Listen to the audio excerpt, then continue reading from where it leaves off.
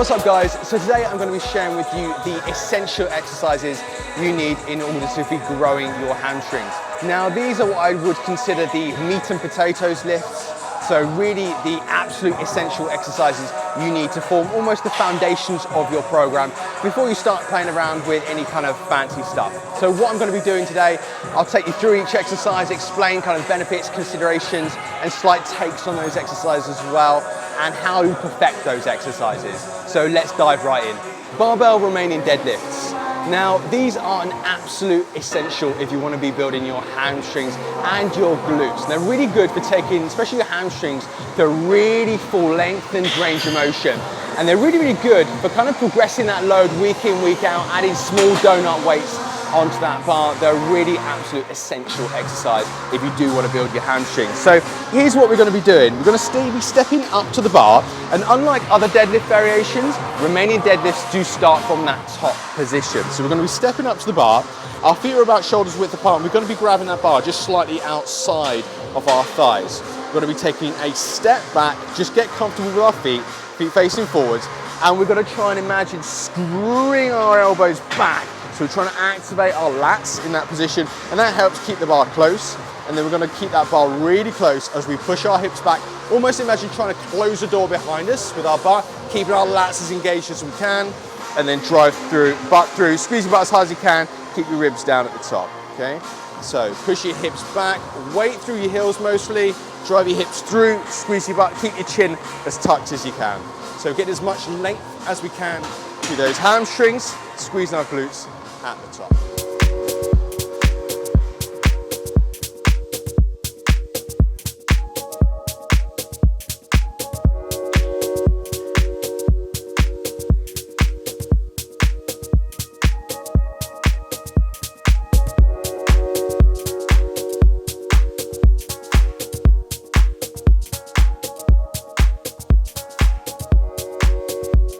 Barbell stiff leg deadlifts. Now, one of the most common questions I get are what's the difference between a Romanian deadlift and a stiff leg deadlift? Well, there's a couple of main differences really. The first off being that a stiff leg deadlift is going to be starting from the floor. The second difference really is that the stiff leg deadlift is essentially a deadlift from the floor, like a conventional deadlift, but with your hips starting in a high position. So it's a high hipped deadlift off the floor. So here's how to perform stiff-legged deadlifts. So we're going to step up to the bar with our feet kind of square forwards, just pointing directly forwards, and that bar's just over the bottom of our laces. As we sit our hips down, we're going to keep our hips as high as we can, and that helps get a lot of length, a lot of tension through those hamstrings. So as opposed to kind of really sitting down into it, we're really kind of over that bar. So we've got to grab that bar. Again, it's just over our laces, and we're going to bring it all the way to the top. Nice squeeze of our butt. And then keeping our hips high. Touch the floor if you can, you've got that range of motion, and then repeat. So not so much focused as we are on a Romanian deadlift on this one about pushing our hips back. It's more of just a hinge over, that bar stays further out from your shins than it would do in a Romanian deadlift, but we're gonna get a lot more kind of hamstring loading with that one, a lot more length through our hamstrings because we're placing that knee in more of an extended position than Romanian deadlifts. But benefits of Romanian deadlifts versus these is that you can load RDLs just a little bit more. So stiff leg deadlifts, give these a go, they are an absolute essential.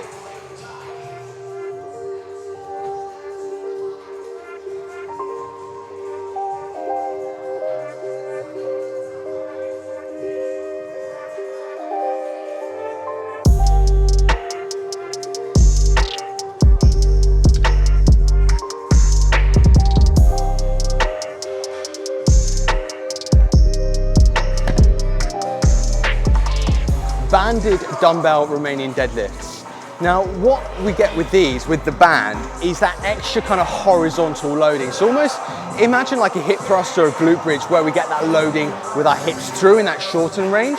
Because of that horizontal loading from the band, we get a little bit more glutes in that end range. Second off, what we also get with that band, we also get a cue. So we get a cue to allow us to push our hips back. So it's encouraging us to really improve that hip hinge position. So if you've got someone that you work with where their hip hinge is a bit of an issue, or you just want to be firing your glutes a little bit more during RDLs, then this is a great option. So this has made our hamstrings YouTube video, because obviously it's still a great hamstrings exercise, but this is a great way to cue that hip hinge and get your glutes just kicking in a little bit more. So same with the bar, with an RDL, we're going to start from that top position. The benefits of using dumbbells is we can keep those dumbbells really close to our thighs. So your grip is almost touching your thighs. So from there, all we're going to do is push our hips back towards the band, so that band's cueing us to push our hips back, and drive through against that band, squeeze our butt at the end.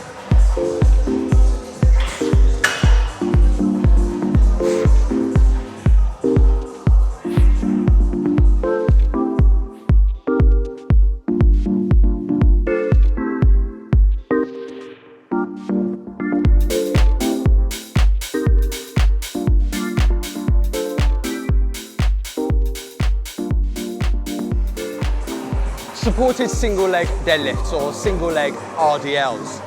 Now, there's massive benefits to obviously training with slight instability, so training on one leg, and it's really good if you're a team sport athlete and you're using that one leg kind of stance, being able to kind of stabilize on that one leg all the time. But if you're just trying to build muscle, then instability can actually be a bit of an issue, especially if you're too unstable, you're too wobbly. But there's still benefits to being able to work one leg at a time, especially if you're trying to build imbalances. So here's a really great single leg option to build your hamstrings that won't have you falling over or feeling like you're in a circus act. So what we're going to do is start with that dumbbell in the opposite hand to our working leg. Now, we can have this on the same side as our working leg, what's called an ipsilateral deadlift, but we're going to be using a contralateral variation today. So we're going to be getting support from the rack today. We can also hold a bar, a wall also works, a piece of disused equipment, anything you like really, just to give you that extra little bit of stability. So you're going to just stabilize on that one leg, get that little bit of balance, and then we're going to go into that single leg deadlift as we might do without that stability, keeping that dumbbell as close as we can to our thighs as we come down, and really kicking that back leg behind us. So hips come back and back leg gets long. So as you can see, I'm having no balance issues whatsoever. I'm not using this to help me up, I'm literally just using it as a way to provide some balance and stability.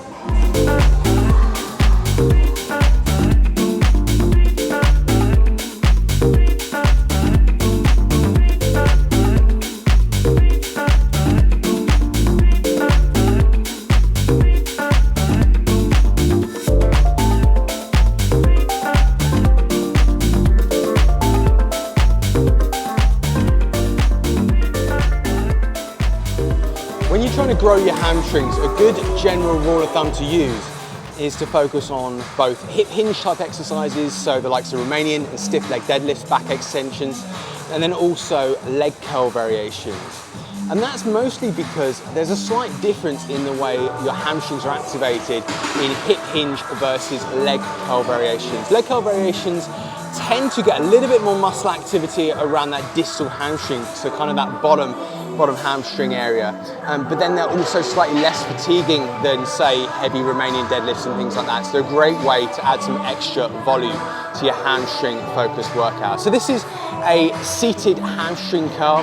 What we're going to be doing with the seated hamstring curl, unlike for example a lying prone hamstring curl, is you're going to be having your hips in a flexed position. Now, by having your hips in a flexed position, because your hamstrings cross both your hip and your knee, we're going to be lengthening that hamstring a little bit more in this versus, say, a lying or prone hamstring curl variation where our hips are more extended. So we're going to lock ourselves in place here, get as locked in as you possibly can, hips stay flexed. I sometimes like to really kind of lock in here if you're lifting heavy weights. As long as you're getting that, or as long as you're maintaining that hip flex position, it's absolutely fine, okay? So from there, all we're going to be doing is driving our heels down towards our butt, squeeze hard there, and then getting as much length as we can all the way to the top. So that's where you'll probably feel a lot more kind of tension in your hamstrings in that top position, because we're really stretching them at the top. But that doesn't mean we don't focus on that squeeze at the bottom as well.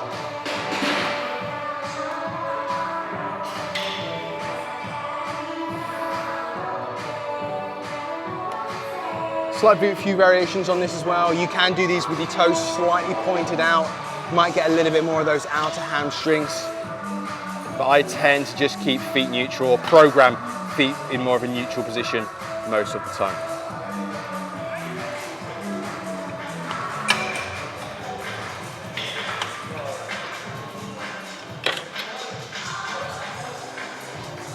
Prone line hamstring curls. Now these are an absolute essential if you want to grow your hamstrings. Really great at focusing on that peak contraction, that shortened range of motion in your hamstrings, but they're commonly misperformed. Here's how to perform them correctly to get the best results. Now, first off, we want that pad set to the right position. Now, the right position is so we can keep it on our heels throughout, but then also we're maintaining this kind of rotation of the system with our knees, where our knees are going to be producing that movement, allowing that movement. So as you'll see, when I lie down prone on my front, I can have that directly on my heels, and where that machine rotates is obviously just centered around where my knee can flex as well. My hip is directly in that groove.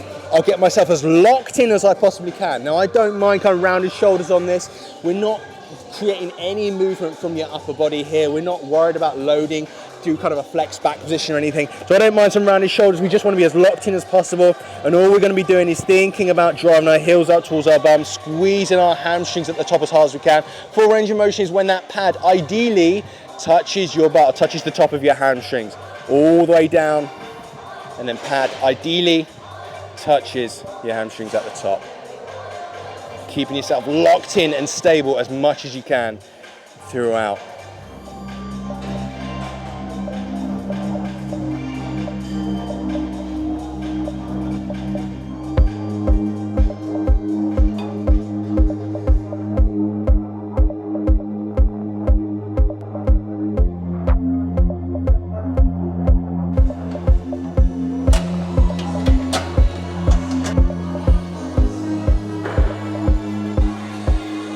Hamstring curls in the glute ham developer.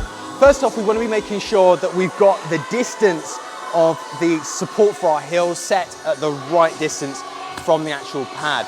Now, the closer you bring that up, the harder it's actually going to make it. The further you take things back, the easier it's going to make it, because what we'll end up doing as we take it further back, we'll end up almost having that on our thighs. So we're kind of reducing the lever arm to make things easier. But this is kind of a nice neutral setup that I'm showing you at the moment, a good kind of starting point for most people. We're going to extend our hips, keep our butt squeezed, so we're kind of locking up our hips with isolating knee flexion. We're going to cross our arms. I don't mind if your arms are down here, to be honest, but we're going to cross our arms so it looks nice. And then we're going to lower down. We're going to add a little bit of hip flexion at the bottom, because our hamstrings are going to kick in there through hip extension and then through. So just adding that little bit of hip flexion at the bottom, hip extension, and then knee flexion.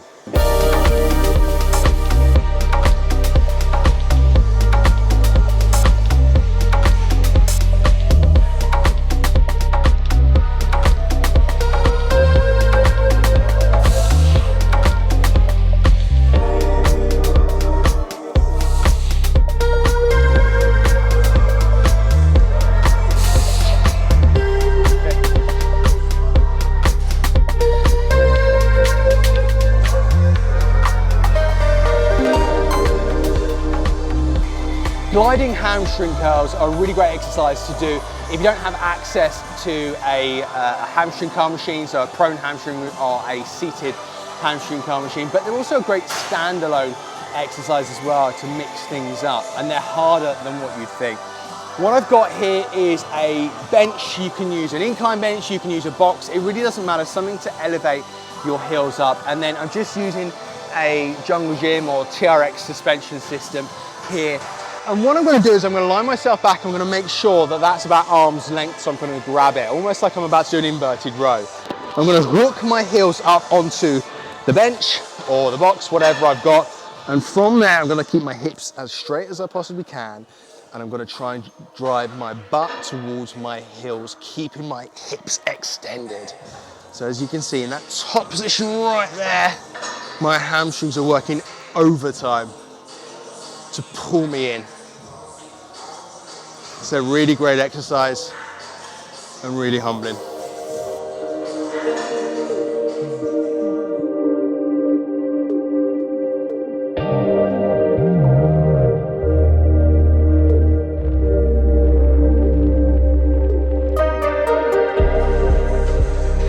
Back extensions are a really great hip hinge exercise and a lot less stressful and kind of neurally taxing than it would be something like Romanian deadlift or stiff leg deadlift. So you can do these a lot more frequently. So we're going to be doing these for hamstrings. Whereas if we were going to be doing these for glutes, we'd have our feet slightly out-turned and focusing on driving our hips into the end of the pad. Here we're going to have our feet facing directly forwards and just make sure that pad is almost just slightly below that hip crease. From there, we're going to have our arms crossed and we're just going to push our hips back, hinging over, trying to find that load, that length through our hamstrings in that one. Squeeze our hamstrings to initiate the move. We can get a good butt squeeze at the end if we want to, but as I said, we're focusing on hamstrings here. So get a lot of length through those hamstrings and squeeze.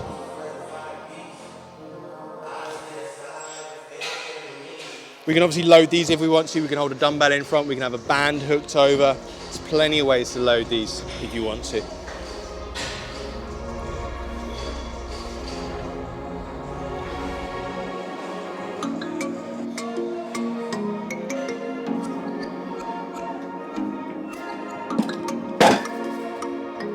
Whilst eccentric loading is really important for muscle growth, there's definitely a purpose or a reason to be using concentric only contractions to build muscle, especially if we want to be adding additional volume, or for example like my contest prep clients where we don't want to be really kind of breaking down a lot of muscle tissue in those weeks prior to a competition. We would just want to be enhancing blood flow and things like that. And that's where exercises on the push sled can especially come in handy.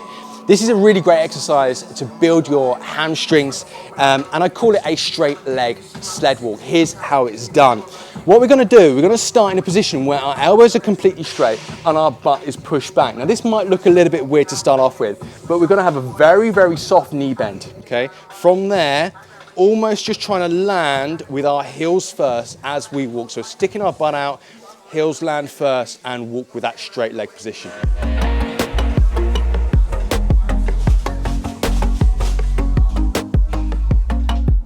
So we've gone through quite a few exercises there. To be honest, I lost count about halfway through, but I wanted to give you guys a lot of exercises to choose from. So as I said at the beginning, these are kind of my meat and potatoes lifts. So these are the essential exercises that you should be including in your workouts if you want to be building your hamstrings. And of those, a good combination between hip hinge focus, so the Romanian deadlifts we went through, the stiff leg deadlifts we went through, the back extensions we went through, and also curl variations, so your hamstring curls, your seated, your lying curl variations on the glute ham developer. A good combination of both of those in your entire program would be a really smart approach to building your hamstrings. Give these exercises a shot, drop some comments below, follow me at the Fitness Maverick Instagram, and remember to subscribe.